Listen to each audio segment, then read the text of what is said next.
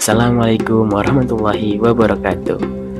Pada kesempatan kali ini, kami akan menjelaskan tentang tafsir surat At-Tur ayat 6 yang menjelaskan tentang api di dasar laut. Nah, seiring dengan berkembangnya ilmu pengetahuan dan teknologi, terdapat berbagai penemuan-penemuan yang mengejutkan terkait fenomena alam.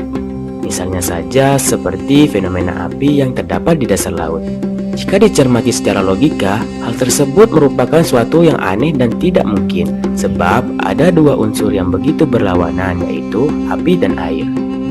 Namun, fakta yang ada justru sebaliknya. Terdapat fenomena yang tidak biasa yang memperlihatkan api yang berada di dasar laut. Fenomena ini kemudian dapat dibuktikan keberadaannya secara ilmiah oleh para peneliti.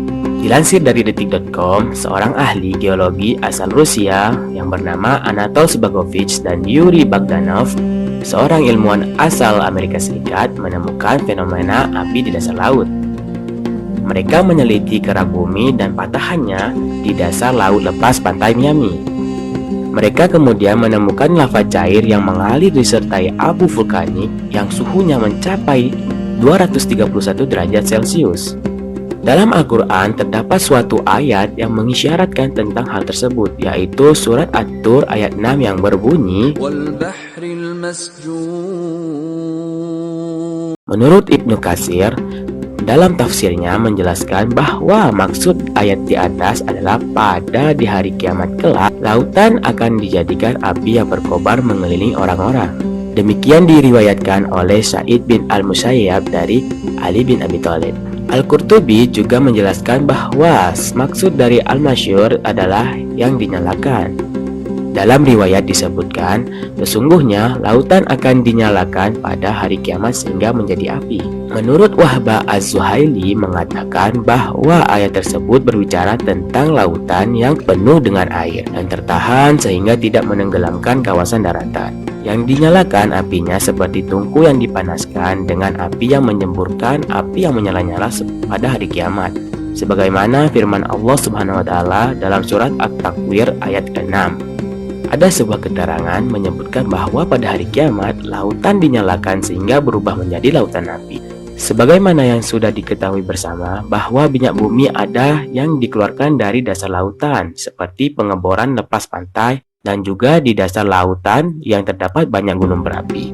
Sementara menurut tafsir Kementerian Agama, sebagian ulama berpendapat dan menetapkan bahwa lapisan bumi itu seluruhnya seperti semangka dan kulitnya seperti kulit semangka. Itu artinya bahwa perbandingan kulit bumi dan api yang ada di dalam kulitnya itu seperti kulit semangka dan isinya. Sebab itu sekarang kita sebenarnya berada di atas api yang besar, yakni di atas lautan yang di bawahnya penuh dengan api dan laut itu tertutup dengan kulit bumi dari segala penjurunya. Dari waktu ke waktu, api itu naik ke atas laut yang tampak pada waktu gempa dan pada waktu gunung berapi meletus, seperti gunung berapi Vesuvius yang meletus di Italia pada tahun 1909 Masehi yang telah menelan kota Mozaina, dan seperti gempa yang telah melanda Jepang pada tahun 1952 Masehi yang telah memusnahkan kota-kotanya sekaligus.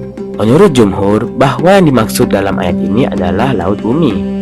Hadirnya fenomena alam yang tidak disangka. Tidak heran jika Al-Quran menjadi sumber dari segala sumber pengetahuan, sebab di dalamnya terdapat hal-hal yang istimewa dan menakjubkan.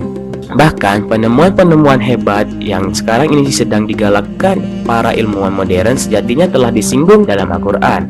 Salah satu contohnya seperti fenomena api yang terdapat di dalam lautan. Di dalam Al-Quran disebutkan terkait hal tersebut, meski sebagian mufasir memaknainya dengan peristiwa yang akan terjadi pada hari kiamat. Namun, sebagian yang lain menganggap fenomena itu terdapat di lautan bumi sebagaimana disebutkan dalam tafsir Kementerian Agama.